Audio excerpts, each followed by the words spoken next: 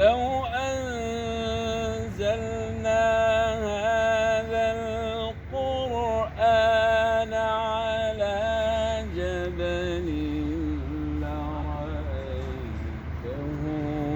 خاشعا متصدعا من خشية الله.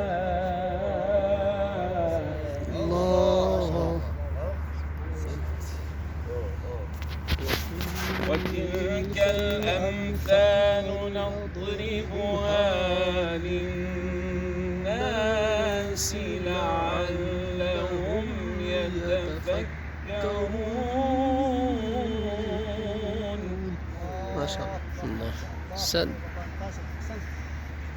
لو أنزلنا هذا القرآن على جبل لرأيته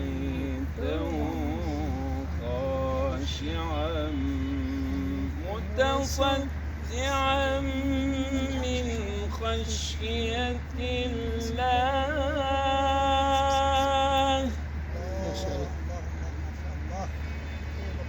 وتلك الأمثال نضربها للناس لعلهم يتفكرون.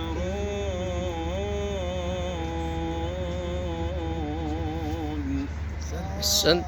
صدق الله العلي.